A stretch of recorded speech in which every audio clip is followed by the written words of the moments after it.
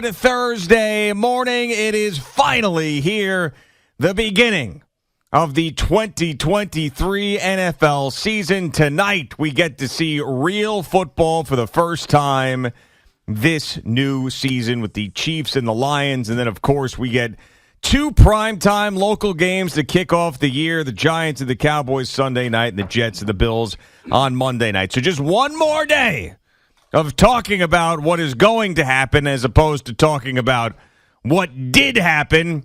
And it has been months and months in the making, and this is going to be tremendous. I'm going to be excited about it. I don't think that the Lions are going to be great this year.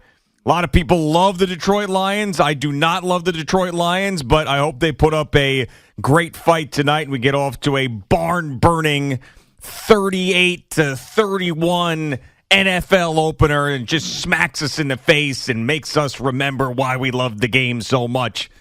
Good morning, Boomer. How are you? Yeah, good morning, G. I'm doing great, man. All excited about tonight for sure. There's no question about that. I mean, how about this contract that Nick Bosa got? Oh, yeah. Oh, boy. So that means Joe Burrow's got to be on tap very soon here. It's got to be either today or tomorrow, I believe. And I would think T. Higgins would be one of those guys that would get a contract extension. The other question is about Chris Jones. He's obviously not signed, and he's not going to play. Kyle Shanahan yesterday said that Nick Bosa will play against the Pittsburgh Steelers unless he shows up with a beer gut.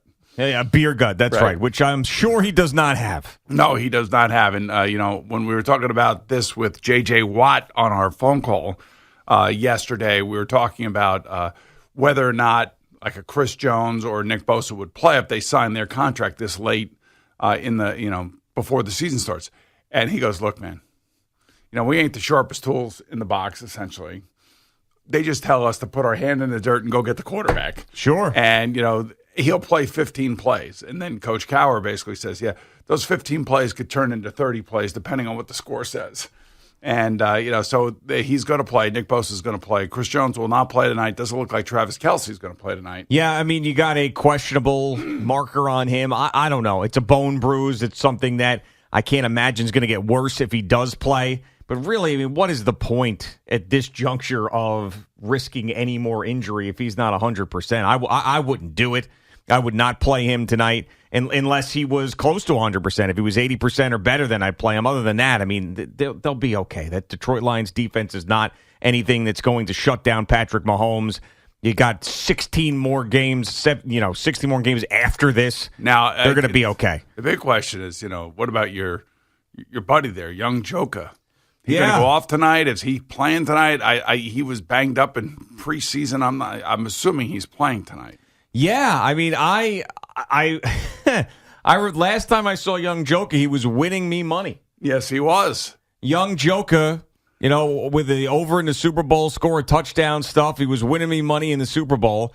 And I will always have a soft spot for young Joka. Always. That would be Kadarius Toney out there for people who don't know who we're talking about. Always.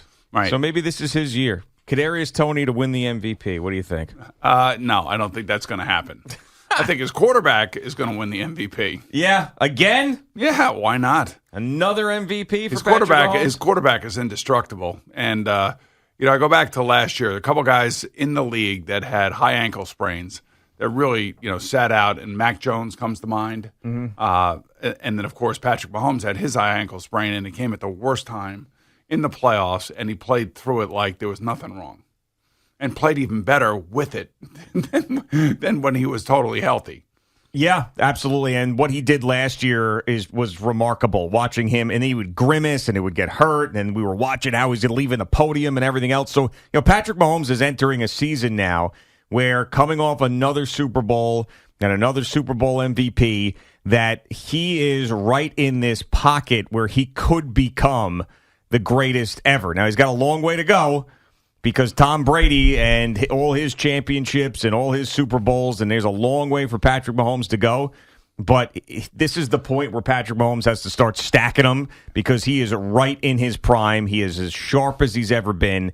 And you saw what he did last year. He could do it every single year if he wanted to. This right here is the prime spot for him to either take off and become the greatest ever or just be in the conversation. Well, in order to get to the greatest ever, he's got to eclipse the season MVP. So Tom Brady's had 3 MVPs during the season. Patrick Mahomes has already had 2. Mm-hmm. He's ahead of Tom Brady in pretty much all statistical categories at his age.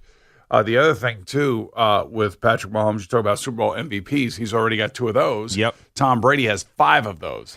But when you look at regular season MVPs, I think Peyton Manning has 5. Okay. Aaron Rodgers has 4? He has 4, right. Yes. So, these are numbers that are going to be attainable for Patrick Mahomes to eclipse. And then, maybe in 5 years, we're sitting here talking about the next GOAT of all time. Yeah, and this is what the Jets have to contend with in the upper echelon of the AFC.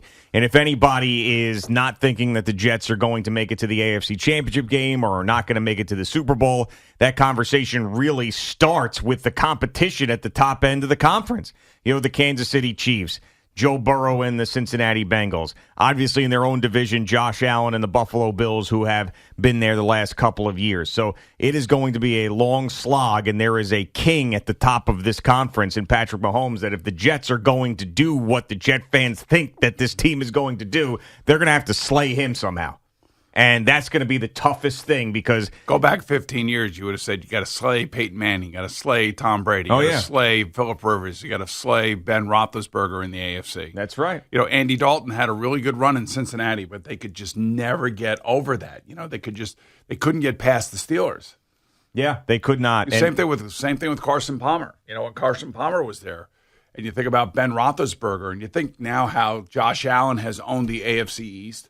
I believe that we're getting ready to watch Trevor Lawrence over the next 4 years. He plays 24 division games. Would you be surprised if he were 21-3 in those 4 years in the division? No, I mean with the way that he was playing last year, the way that Josh Allen is now, the way that he is owning the AFC East, the way that Tom Brady owned the AFC East. Yeah, and I remember having these conversations when the Jets beat the Rams to give up the number 1 overall pick that next year with Trevor Lawrence there, and having arguments with people going, well, it doesn't really matter. How many busts have there been at the top of the draft? And there's been a ton of busts at the top of the draft. But Trevor Lawrence was just one of those guys that was coming out that everybody believed was going to be great. He wasn't right off the bat. Well, it was Urban Meyer that screwed that whole thing up.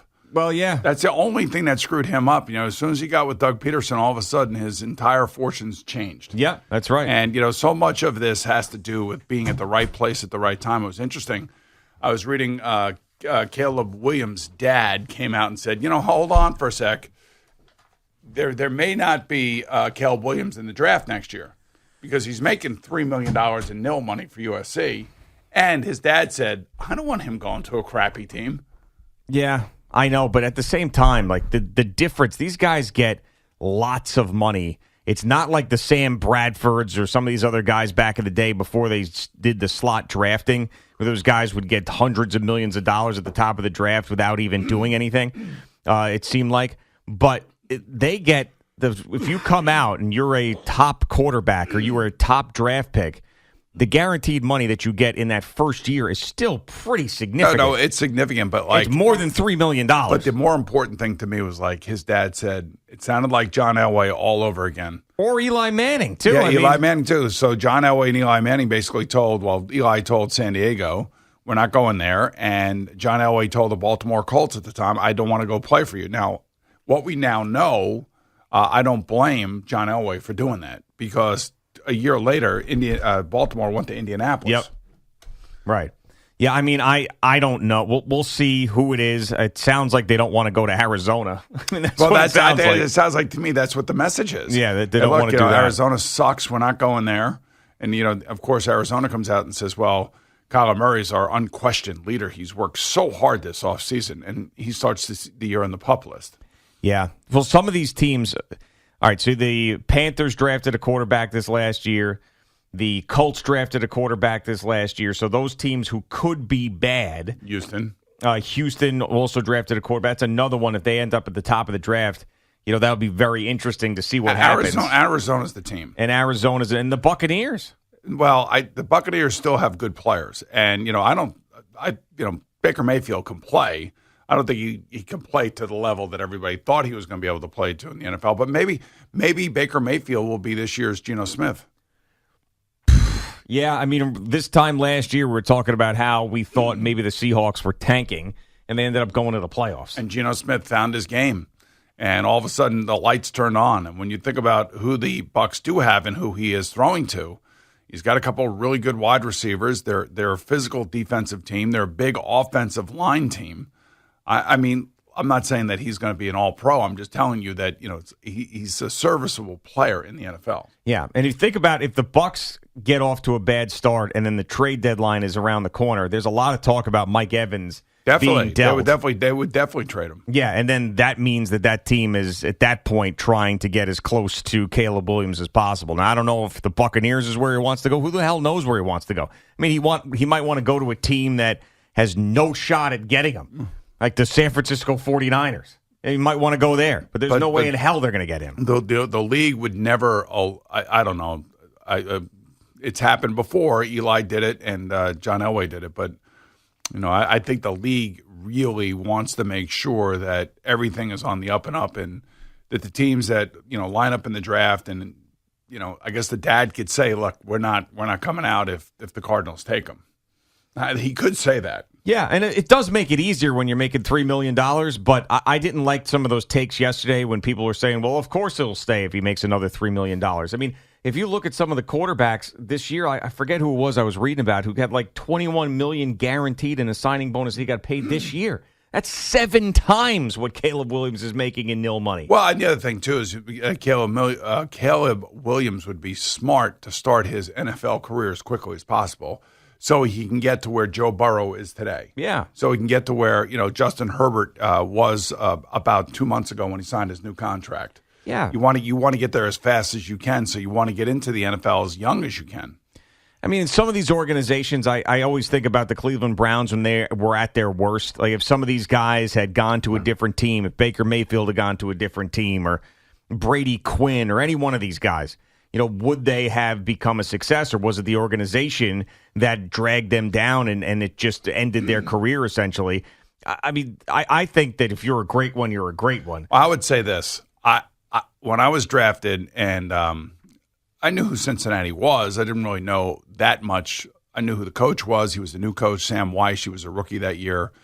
And I was their 4th draft pick in 1984. And when I walked into that offensive meeting room and I saw the players sitting in there, I knew I was in the right spot, but I also knew that I wasn't going to play early because Kenny Anderson still had plenty of time left to play. And it was really for me to sit and watch.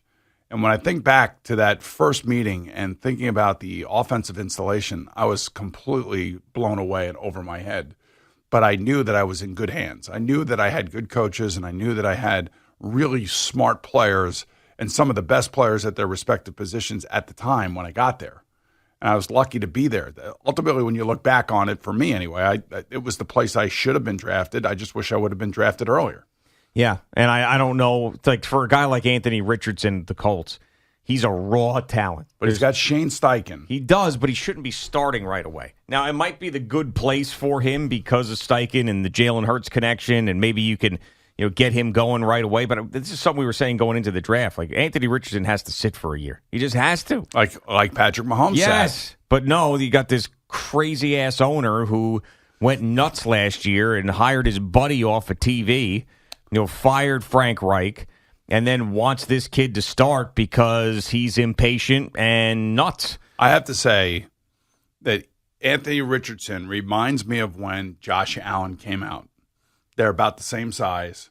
They're incredible athletes, and Anthony Richardson can run if he wants to, and I'm sure Shane Steichen's going to show him or has shown him some Jalen Hurts film, and this is what we like to do. This is the offense we like to run, and this is what we want to do.